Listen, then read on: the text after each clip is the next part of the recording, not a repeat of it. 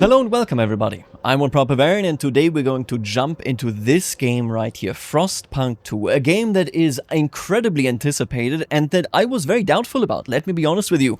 I played that demo and I think many people have, then they delayed the game. I said to myself, honestly, I'm not sure that I am digging the changes that they have made between 1 and 2, right? Things are so different, where in 1 you just had one city, it was more, okay, surely a puzzle solver, but also a city builder. All of a sudden it is about districts, it is on a macro scale, it is much less city builder and much more puzzle solver. I said to myself, I'm not so certain. Then they gave me this key right here, 11-bit studio, thank you so much for the free key. I poured in about 100 minutes and I said, my god, I am addicted. So today we're going to start a short series where we will explore Frostpunk 2, we will take our time to build, we will take our time of course to talk about the lore, to check out events and everything that comes in between. And we're going to do something relatively nasty. I think that is the case for most people playing this game, am inclined towards technology, towards creating more out of what exists, towards the future of humankind. And we're not going to play like this today. We're going to go ahead and we're going to lean into a traditionalist angle. We have come as far as we have in the hellscape that is of course the universe of Frostpunk, because we're human, because we are surviving, because we thrive in challenge, we are willing to sacrifice ourselves and each other, if that means that humanity can be maintained. I will be a bit of a hard ass. I hope that you are eager to see that and see how it plays out, and maybe I'll just fail. I mean, we can see that as we go. But for the time being, just so you know, we will be relatively low editing here. I will do some editing, and we're going to talk a lot about what is going on. Now, right now, we aren't even in the actual story. This is the prologue. We are taking a look at the Wanderers, who are not in a new city, like for example New London, but much rather are roaming the cold wastelands, hoping to find something else, hoping to find a purpose and beyond. Now, so far, that didn't really go all that well, and they had to return to their original dreadnought. This dreadnought wreck right here used to be a massive locomotive with a gigantic generator, able to keep the people inside happy, healthy, and alive. But that is no longer the case. I mean, take a look at that. I love the way this wreckage looks, by the way. The point being, a whiteout is coming. And this whiteout is not coming in a week, it is coming in 88 weeks. And when the whiteout comes, we either survive with the aid of the dreadnought and with the food that we have gathered, or we will all die. So, what we can do now is to build our supplies and to try and survive in the name of the Wanderers. This is a soft tutorial, but the tutorial obviously goes a lot further, right? There's so many different functionalities and features in this game that, yeah, the prologue itself is just a story introduction. You can see we are not in a major city. That is not what this is about right now. For the time being, all you need to know is that we of course have a population, then an available workforce from that population. We got scraps. This is a resource that gets distributed to us based on, you know, what our population actually gives us. You can change this in various ways. You can take it from factions and so on. By the way, the tutorials here are super helpful. We got prefabs. These prefabs are what you use to then build buildings as well, right? So it goes hand in hand. And of course, well, it's cold. So the heat here is a major resource.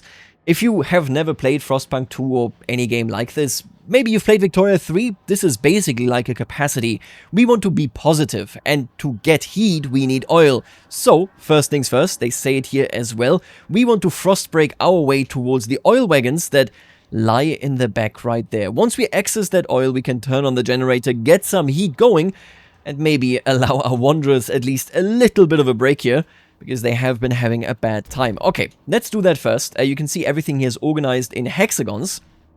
And we're going to start doing some frost breaking. We're going to start, I think, right here. I'm going to drag it over. I wouldn't be worried too much. Obviously, this is the prologue. We're playing on the second lowest difficulty, so there are 4 difficulties. We are on number 2, whatever the name is. I forgot, to be honest with you. I wouldn't be worried too much on the prologue here with any, like, adjacency bonuses or any of that stuff. Really, I don't think it matters, at least not immediately. And then we're going to dig our way down there towards these prefabs as well. The point being, we currently are just working on getting things done. As we're building this up, we are frost breaking down there. I think I would prefer if we already frost broke somewhere else. I think what we're going to do is we're going to frost break our way up here. There you go, towards the fertile soil. It's not yet our quest, but obviously it's going to become relevant sooner rather than later. You can already see this here. We have not just a heat demand, but also shelter, food, and then materials. There are more. I don't know how many there are. I am not spoiled at all for this game. I have no idea where really the story goes or where the mechanics go, but what I can tell you is we will need those. You can see right here, these folks are digging it open. The diggers are, of course, a quintessential part. You can basically see a vehicle very close to this, anywhere, you know, where there's a mine. Be it a coal mine, for example, here in East and West Germany, or be it, I think they also like use it just for general mining, right? Whatever the material is that you want to get, you will see a vehicle pretty similar to this one. And they are digging up the ground for us so that we can then go further and further. Now that they've done this, we can start building what they want from us. So in this case, we have different districts: the housing district, the food district, and the extraction district. And since we are going, of course, for the oil, we're going to build the extraction one. You can see that it needs heat and materials to keep running, and then will give us either prefabs, materials, or oil, depending on what it is built on.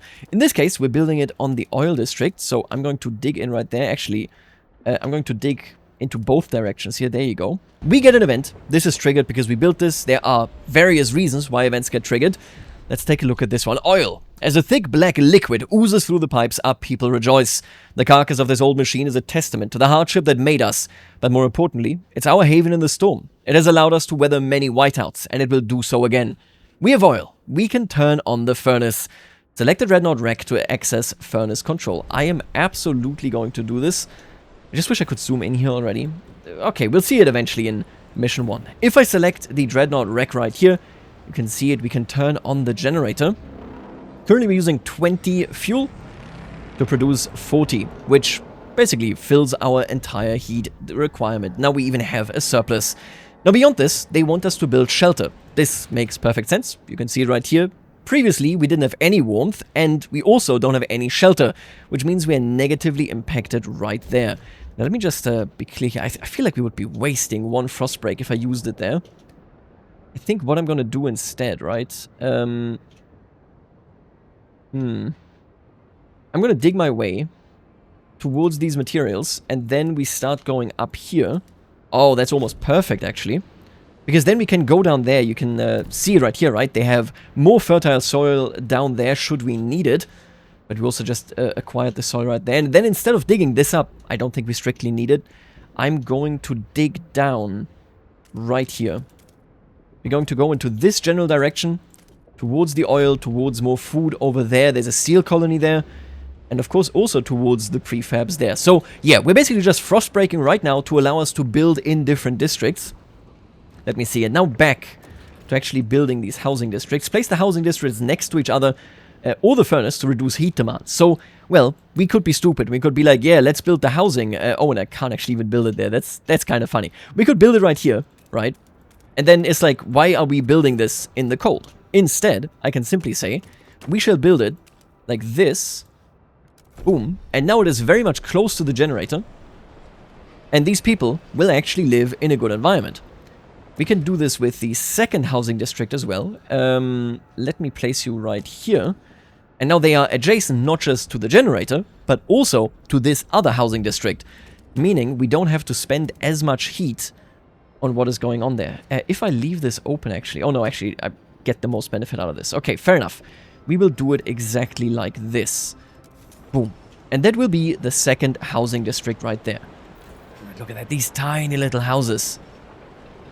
Let's just take a quick gander at them, building them relatively quickly as we speed up here to speed 3. Obviously, it's also useful. We will collect some more scraps as the weeks pass by. And then we have built our own camp. Huddle the camp close together. Easier to trap the warmth. Look at that. These tiny little houses surrounding the generator. Wonderful. I do need to frost break actually one more time, huh? To get to prefabs. So, at the end of the day, I could do these ones or these ones. I think we're going to do this one. See, I'm thinking about this now. We could do these prefabs, and I think I will. This will allow me to break more space open for more housing, should we need it. And then we can actually access these prefabs. See, I already love. We are barely into this prologue, but take a look at just how things are coming to life with these districts that we've built here now. I think I even want to build yet another extraction district just immediately right here, so that we can have access to oil whenever we need it. Because we are going to need more. Obviously, the more buildings we build, right, the more will you actually be reliant on that. Now let me be clear about this as well. I probably should be trying to gather some food right away, like immediately. I should have done that earlier. Here we are. You know how it is, right? You know how it is. Let's get these prefabs going. We just unearthed this. And these prefabs will allow us, of course, to build more and more and more going forward. We've already made our way down there. These are materials. Let's go further on the... Oh, right. We need a food district for this, which means more requirements, more prefabs, as you can see, which we currently don't have. So, good thing that we did build this. Gain access to food, right? I might be a bit late. Quite possibly. Whiteout arriving in 67 weeks. We're currently not stockpiling food. So the goal of the remaining prologue now is to acquire enough food to survive the whiteout. Which makes perfect sense to me. I don't want to die in the whiteout. Who do you think you are? Let's build this food district right there. And now that we are harvesting prefabs every week, we get a few more. And then we can build from there. Now what I'm going to do is, I'm going to talk to the Wanderers now. And the Wanderers currently, you can see it right here, they feel neutrally about me. They're like, okay, he's a leader, he exists, he does stuff. This plays a huge role in everything that is to come in this series and in this game. You can influence them positively and negatively. So for example, I can take their scraps and they will dislike that. But if I need the scraps, then I need the scraps. I can also return scraps. But right now, I will ask them to tighten their belts. This will mean hunger is significantly lowered. It's not as much as anymore when it comes to consumption. And we can start stockpiling. And my god, we will have to. Let's take a look at this event right here. What are they saying? We might not be able to fill food stockpiles without exceptional measures. Consider asking the Wanderers to tighten belts or instill emergency shifts in food districts. I will be doing both. So we already asked them to tighten their belts. I will now ask them to work harder. And we are now 105 weeks away of having enough to actually get this done. If we tell them to work faster here as well, it's 87 weeks. We are getting closer and closer. And now additionally, we have yet another event. Against the elements. Each day, the wind grows fiercer. Relentlessly, it beats against our buildings, weakening our structures, gust by gust. Without raw materials to repair the damage, our districts will deteriorate. The more we build, the more materials we will need. This is the world we know. I could promise to gather more materials or not address it at all. I will obviously promise to gather some materials. This is a minor side quest that you can do for a faction. You will get those eventually for all factions that you encounter in the game.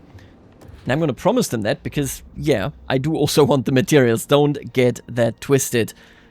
Okay, let me think about this. Right now, we are making food, but we are not fast enough, which means we need access to more food sources, like this one right there. We still have enough oil. We do not at all have enough materials, and we're actually behind on shelter. Interesting, okay. So what we're going to do right away is we're going to build up an extraction district right here to gather some materials. And after that, yeah, what we're short on are the prefabs, huh? Where can I get more of the prefabs? Right there. That is like our only option almost. Okay. Let's dig in right here. Let's access these prefabs. It's a bit of a wasted opener here. You know, the frost breaking here. Obviously, you have to do it attached to the first tile. So I can't like frost break here and then down there.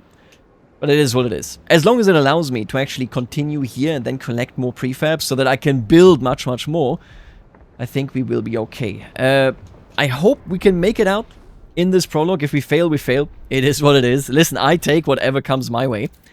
Let's extract these prefabs as quickly as we can. Other than that, is there anything I need to consider right now? I would like some more oil. We got an oil source down there. But I think other than that, we're doing okay. We're getting some materials here as well now. There you go. Oh, how much materials are I actually gathering here? Jesus. 150. Oh, so our negative was basically nothing. Huh.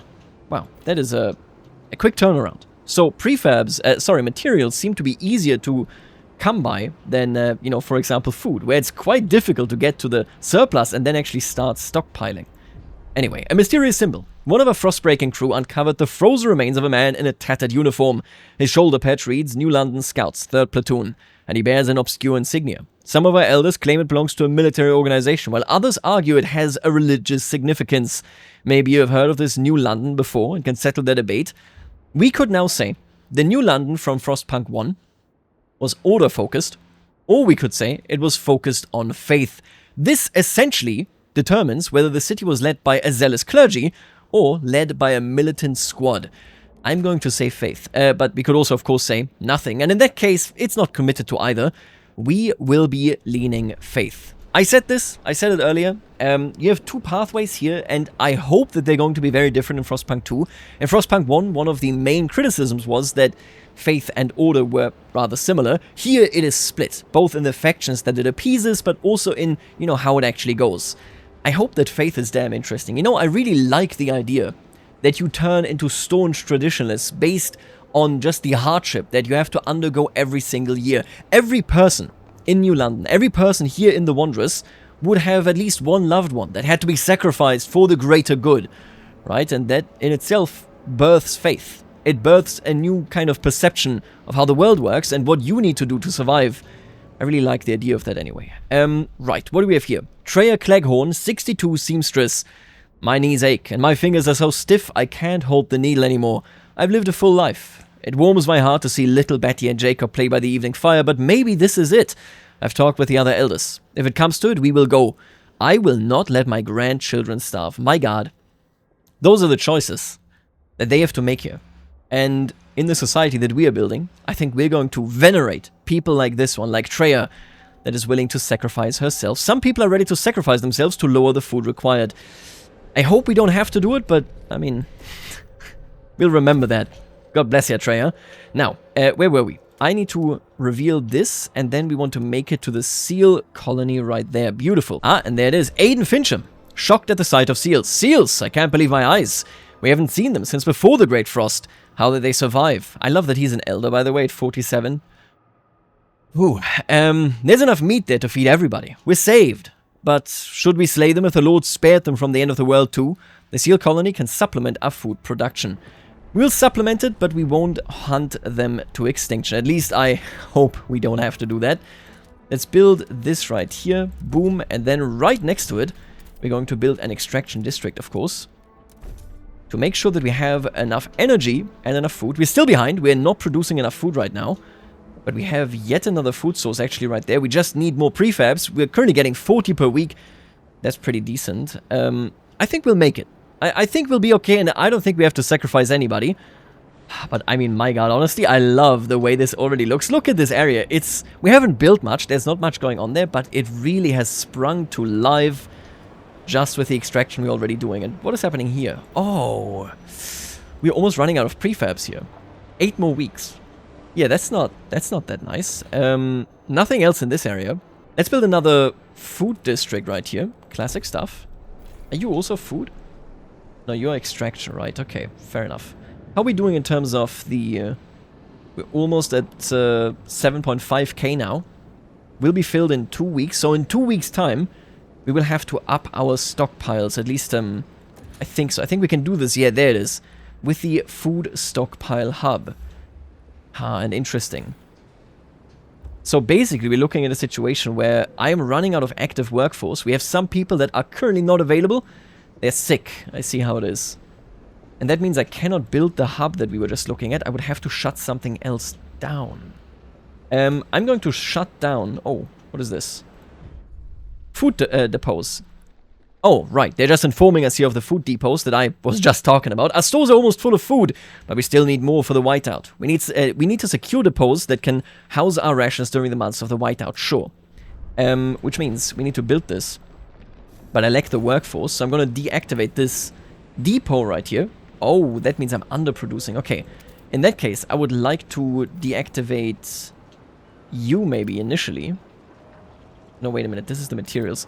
I'm looking... and we're even negative on materials, even now. I'm looking for you, actually. I'm going to stop you from working. Because we have now all the prefabs that we currently need, I think. Oh, and the colder season has come. Oh, no. Okay. That's not good. I'm going to pop you down next to these food supplies right here. How big is the radius? It's pretty big. It's not tiny. But if I put you down right here, you give a bonus to both of these, meaning they now require less workforce. And of course, we can actually store more food. Let me take a look at this. Only 43 weeks to go. That's not great. I will tell you. Oh, we are actually doing great. At 22 weeks. Yeah, we're doing amazingly, actually. No, but I will tell you. So having a slight deficit in heat, which we currently do, is not the end of the world. Having a slight deficit in shelter is not the end of the world. Something that, as a grand strategy player, I have to get used to is that you will always have scarcity in this game. Where in grand strategy, having scarcity, like a negative capacity in Victoria 3, negative gold, you know, whatever it might be, always feels bad. Here, that's the status quo. Baby, that is just how things work in this world, right? So just so that we're in the clear here, what we're doing is exactly how this works. I can live with some negativity. Anyway, let me think about this, right? We are slightly below this, that's okay. No, I think we're fine. I might build another shelter, but I don't think it's urgent at all. We can just let the weeks tick by, and I think we're on a good path here. I think the prologue is going well for us. Let's take a look at the future. We're currently minus 30 degrees. A colder season is approaching us. And then we even have the whiteout immediately coming after. It doesn't last for that long. Are these the... These are the weeks, right? So week 60, 70, 80. Oh yeah, there you go. We're currently week 54. So like, yeah, okay, so I'm reading this correctly. I think I can literally just like let this play out. I think I actually did a tremendous job at this if I do dare say so myself. And I'm even going to go ahead and say, Wanderers, I'm going to return the scraps to you. Hell yeah, brother. I love you. Take the scraps. Live a good life. They will be handy when we meet the others. They will be. You are so... That is so true, bestie. I would like to restore my trust level with him here. Not that it matters, because it's just the prologue, but, you know, I feel bad when I make them feel bad about me. How long until you are depleted? 12 weeks, so that doesn't matter. We're going to be full at that point in time. I think we're golden. Oh, I need another depot. I did not realize this. Give me another stockpile, which means I can unlock even more capacity here in terms of population. Lack of prefabs. No resources for further construction. I think that's okay. If I destroy... Oh, we do get stuff back. So if I destroy this district, we do get things back. That's completely fine then. And then we turn him back on. Oh, I can turn on you to a degree at least. We don't have enough workforce even now. That's okay. No, I think we're doing great. And this module right here will unlock some more workforce as well, or at least it should. Right? I didn't see the number go up. Maybe it was already accounted for, or maybe there are... Oh, no, okay, there are already people working in there, which is why it didn't impact anything. Fair enough. We're going to get rid of this.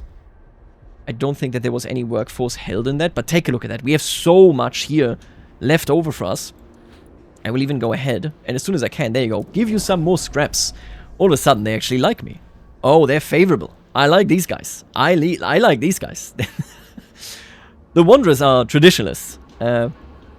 Very, very strongly traditionalistly aligned. So, like, those are our guys. That's who we like. How are you doing here? 12 weeks? That's okay. 8 weeks. And in 7 weeks, we're going to be full. I might just want to dig down here for this additional food supply, just so that until the whiteout comes, we don't have any issues. Although I can't remember whether the whiteout coming for us actually ends the scenario. Like, if I fill the stockpiles, does the scenario just end? The whiteout draws near. People in the camp are getting tense. They worry we won't gather enough food in time. Our hunters propose to slaughter the remaining seals, including pups and females. This will allow us to gather much more food, but will wipe out what could be the last colony of these creatures on Earth. However, many elders have volunteered to walk into the Frostland rather than be a burden on our resources. Their sacrifice would significantly reduce the rations we need for the whiteout. I don't think we have to do either.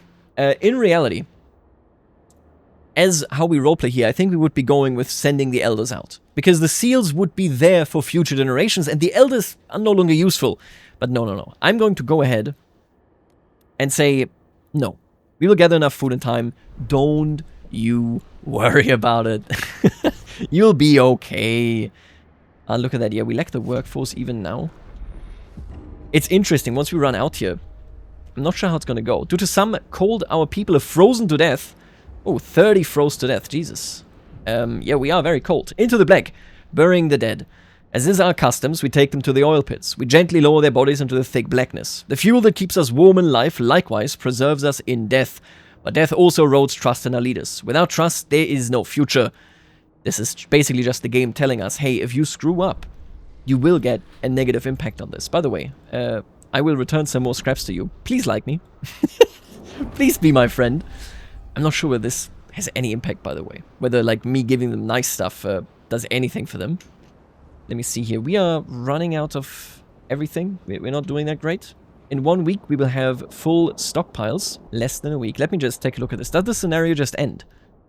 Our workers will make some last-minute preparations before the storm arrives. We should try and keep our people warm for this time. And maybe, like, admire the scenery a little bit. We have so much open workforce. We're totally golden. The whiteout is basically not a threat to us. And who can you thank for that? Me. The most amazing overseer. The whiteout is here. The preparations are over. Let's take a gander. Oh, look at that. It looks so good. Oh, that has to be terrifying. If you actually had to live under these conditions. We've made it. Thank God the elders existed, though. If we had needed it, I would have sent them out to die. Against all odds, the Wanderers' survival. When the whiteout hit the camp, the Wanderers were ready. Everyone was thankful. We acted fast and gathered enough food in time. The miracle of the seal colony strengthened our hope that our journey will lead to a promised land. Our elders have added the story to our great tales, alongside warnings about a sinful city that still pumps smoke into the sky. You can see it right here. They only want to use this generator when they truly have to, whereas everybody else in New London just uses it. That's just how it works. It's such a nice dissonance there between the technology-focused ones and the tradition-focused ones. And again, we're going to go with the more insane one. I mean, in my opinion anyway, more insane. The traditionalists.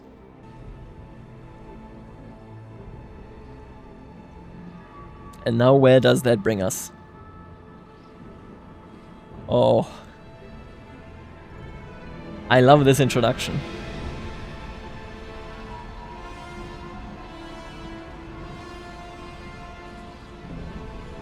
Is that good or what? The old captain is dead. New London is weak. Food is low. Overpopulation looms. Coal is running out.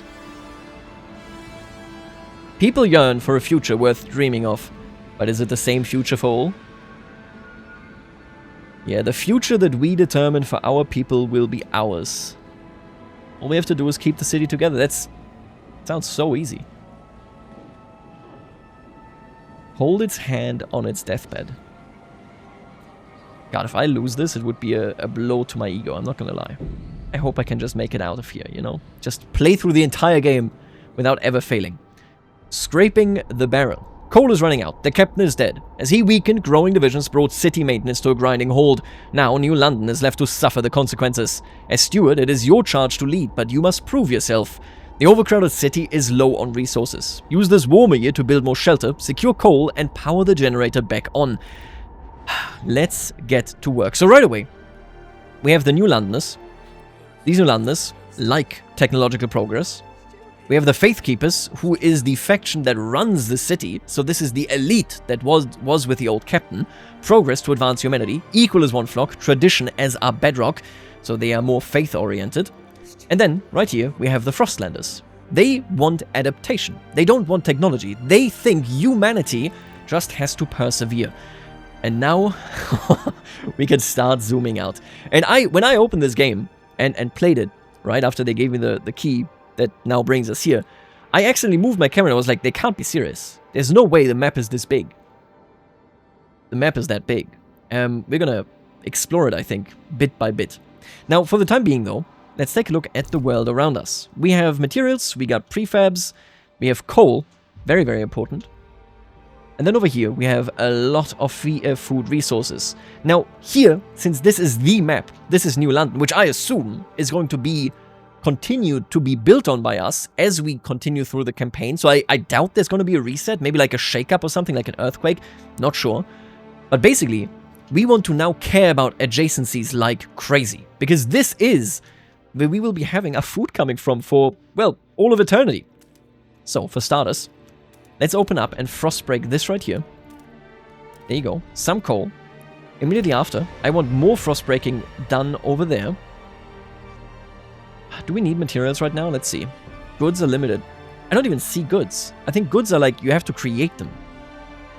In industrial districts. Yeah, I see. Okay. Gotcha. We are bad, very poorly on food, but we still have a stockpile Obviously, I need to build some shelter. We got food, and I need prefabs. So currently, prefabs are really like my big focus, isn't it? So we will be going for these prefabs right there. Oh god, they're new districts. Oh right, this is for exploring. We're gonna get there.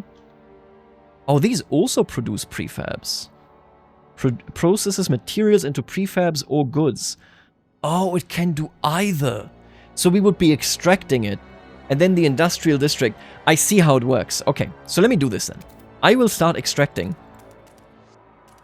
Ooh, and these districts are so much bigger. Jesus. I will start extracting right here. Actually, I would prefer if we build into this direction, maybe. This is how we acquire prefabs for buildings. Okay. I'm gonna do some frost breaking into this, like, general direction. That's really as good as it gets here in my description. And I need more space here so that I can build the industry in between as well. We have to frost break all of this eventually, right? Let me frost break some more over here for the food, I think. Let me think. We probably will want to empty this area out first, don't we? We have infinite materials right here. Deep frozen forest. Amount 100 million, which is effectively infinite. Gotcha. Do I need to go for more food right now? Probably not. I think I can probably just straight up build a food district, right?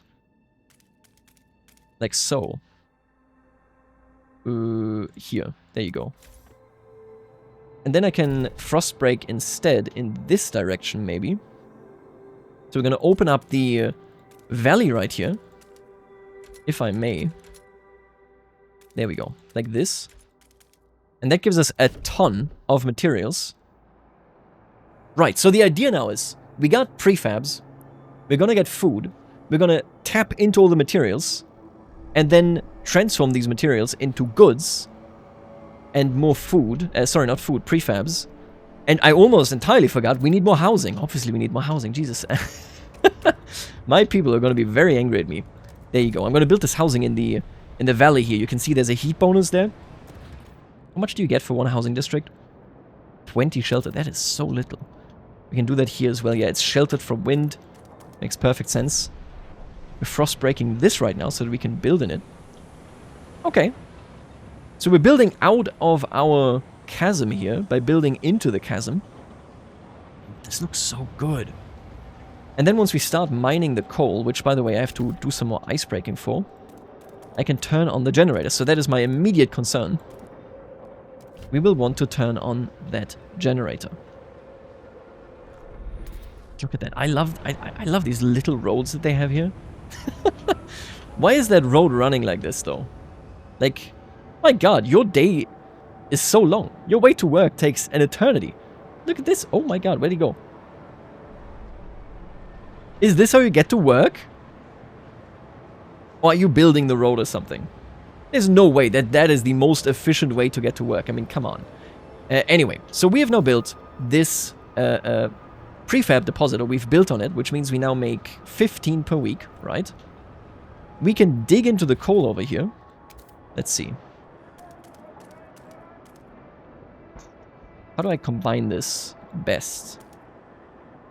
I feel like I really just don't want to cut anything off. I think we're going to do it like this. And then we're going to run another extraction district. Like so. And that way we tap into all the coal here. It's going to run out sooner rather than later, but that means we will have enough. Right, now on top of this, we just unlocked all of this for the materials. That would be extraction, okay. I'm gonna do it like this.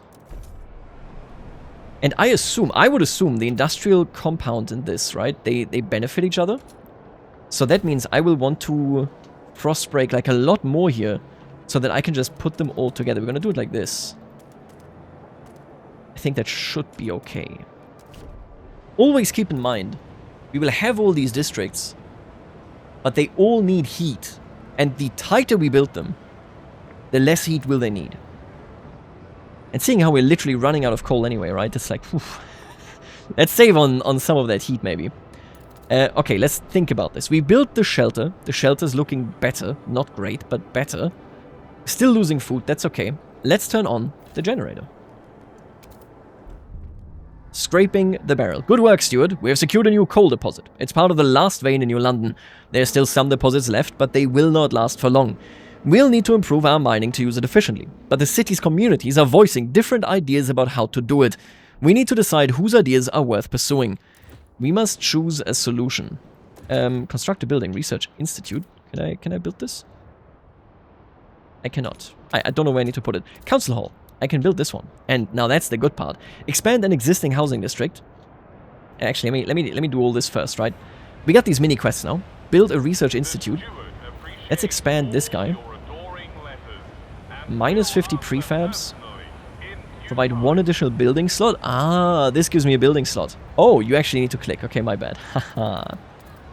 There you go. I'm gonna build these right there, and then I'm gonna upgrade you as well. I'm gonna upgrade both of these. Oh, and you don't want to be here. Ah, because you're near extraction. Well, I mean, that's not gonna be permanent, right? I don't like this, that I have to be building up there. Could do some more frost breaking. It just feels so wasteful, doesn't it? Then again, we're gonna connect this sooner rather than later anyway. Okay, let's frost break this, and then we're gonna upgrade that district as well. What next? Research a new idea for coal mines. Construct a newly researched building in the extraction district. Newly researched building. Ah, so once we have the research institute, I can go and actually research a building for the coal mines. And then we'd be good to go there. What is this? The generator wakes. A child is born. People gather around the generator tower as it wakes with a thundering shudder and bestows heat on us yet again. This is the heart of the city. Our last line of defense against the cold. Our first hope for a future. Any future. Steward, there's a couple who says their first child, a daughter, was born at the exact moment the generator sprang to life again. They called her Lily May. They asked that you bless her. You gave us hope back. Thanks to you, our child may yet have a future ahead of her. People are hopeful there's a future for them after all. Very well, Lily May. May your life be warm and winds spare your path. That's some tension. They haven't explained tension to me yet, so don't worry about it, okay? Okay. Alright, anyway, let me think about this. We are expanding the district, and that has been done, which should mean... Ah, there you go. I can now place the Research Institute. Ah, gotcha. And that means the council hall... Did we build that? Maybe we didn't. Maybe I was just blind.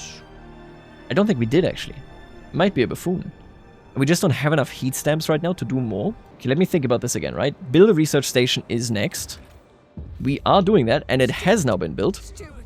Different ideas. Communities of New London. A small crowd gathers outside the new Research Institute, arguing about how to exploit the last coal veins.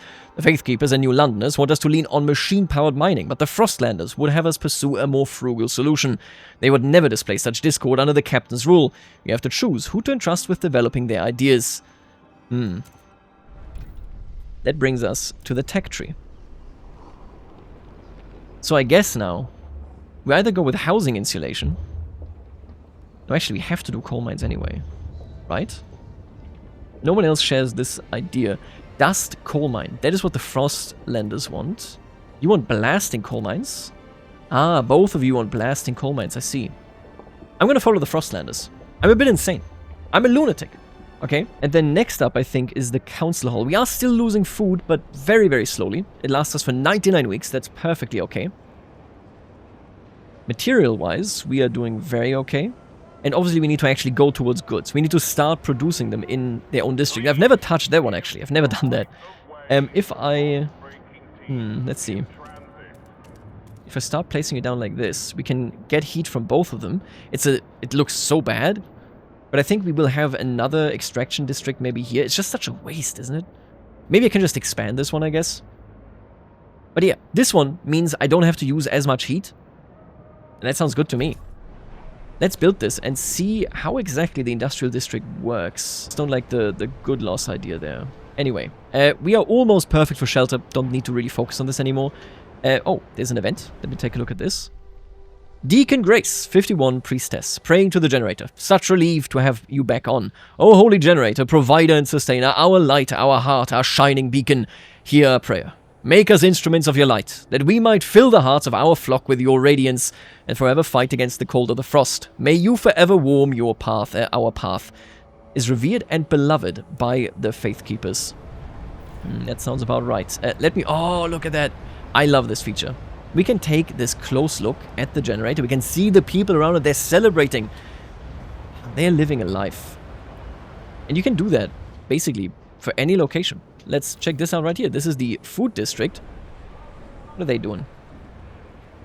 They're also celebrating. Everybody's happy right now. God, that makes me so happy. Nobody hates me, as of right now at least.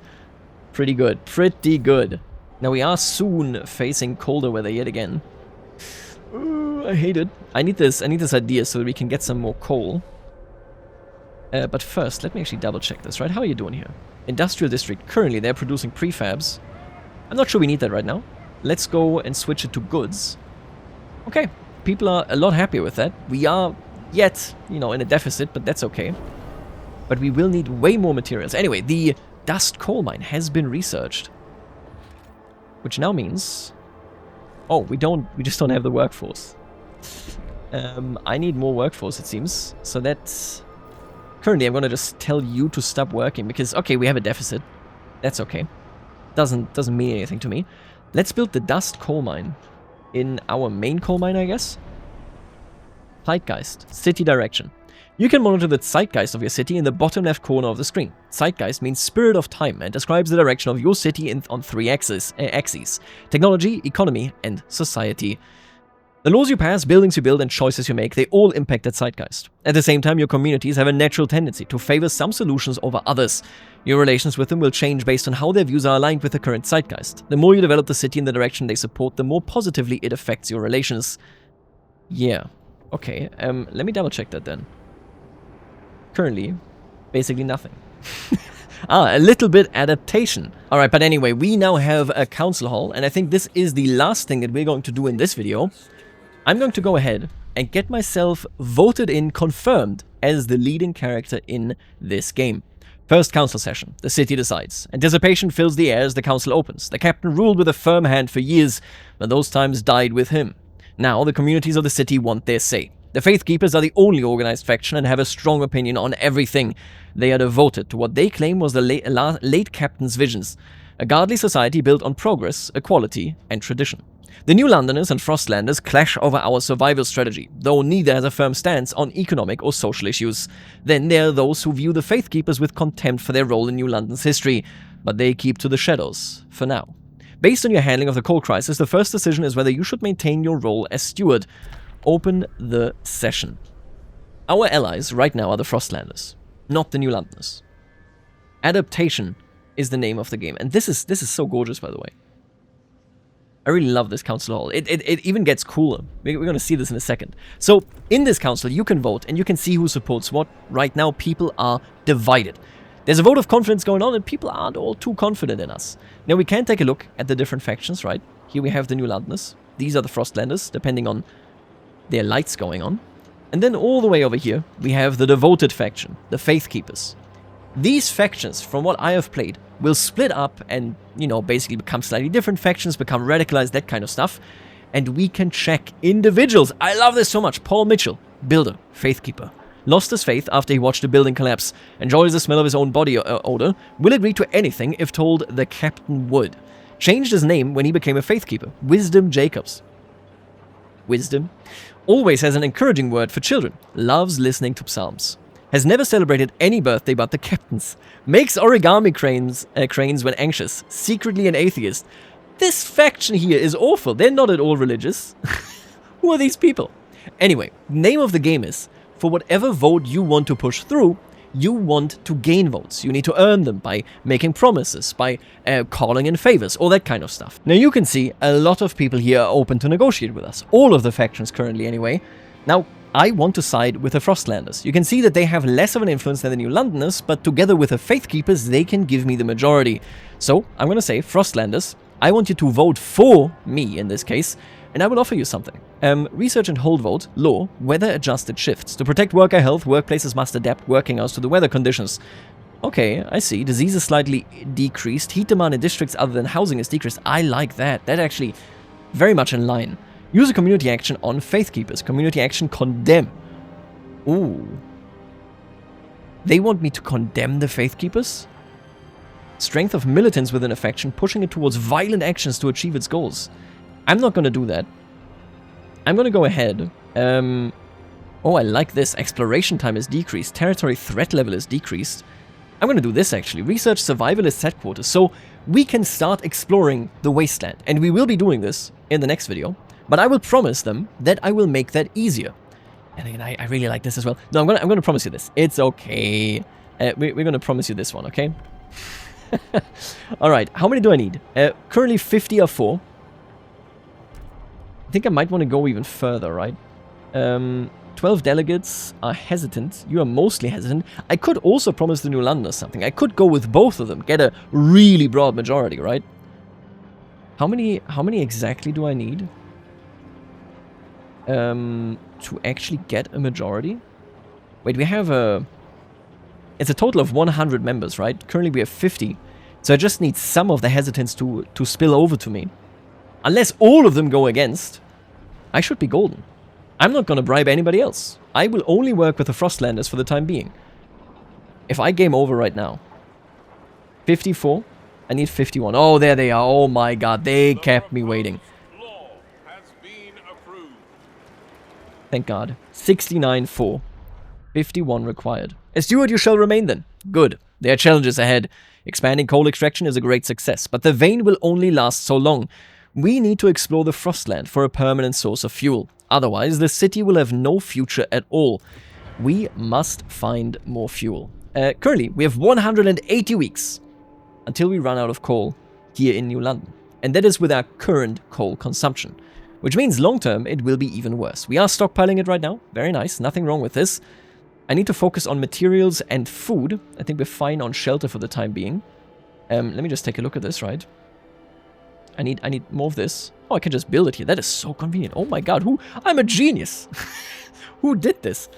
I think we're just currently lacking the workforce. Where the hell are they? The food district, the housing district? I guess I need more population in general, huh? And until I can do that, let me take a look. We need more food is what I'm saying. So we have more right there. We need more food from up here, I think. That is like where we want to be frost breaking. I have to frost break like so much here going forward. But we're going to focus on food and on materials because the materials lead towards the goods, right? That is where we're coming from. I also need more population. I mean, no two ways about it. Is it currently growing? Oh, yeah. Our population is rising steadily. As soon as population meaningfully increases, the city will prepare a census. Ah, I see. So that means we have the perfect focus. That is what we want to do, I think. Anyway, okay, let me think about this, right? We're opening this up. We're making more food. I need to research something, and let me lock that in. Survivalists headquarters. Frostland. There it is. Okay. Survivalist headquarters. Base of operation where staff, officers... subject hand-picked scouts to intensive drilling. Yada, yada, yada. I need more frost. Or I need more heat stamps. And then we can do that. And I'm going to do that right away because I want to indeed, well, do what I promised, right? I want to be a good lord. A good captain. Wait, lord. It's a democracy. Okay, calm down. I just want to make sure the Frostlanders are in my corner no matter what. So that I can make this work. Are heat stamps, is it the only, like, it's just the population? Can you not get it from anywhere else? Interesting. Oh, and now that we have a colder season, yeah, look at that. Jesus, that takes so much more coal. I might want to place a second mine. Like a second dust coal mine. Can I even do that? I just need the heat stamps. We have enough workforce. We're going to place this right here. Hopefully also increasing the output here. Just so that I can go harder and harder here. There you go. Look at that. Oh, that is good stuff. Okay, we're generating so much coal now. Thanks to these individual district upgrades. Okay, I get the upgrades. Right? I will leave it right here. I think I got a great overview right now. I think I know exactly what we're going for. I can already initiate one thing that we are going to be doing. I am now currently basically just waiting for an increase in population so that I can then go ahead and actually put some more buildings down. Namely, we want the way station here. I want the map to be open to us. But look at our city. This is what we have already built. God, it is a beautiful game. Folks, I side with the Frostlanders. I side with faith. At least I hope that that kind of can go hand in hand. I'll leave it right here, and I will see you later, alligator.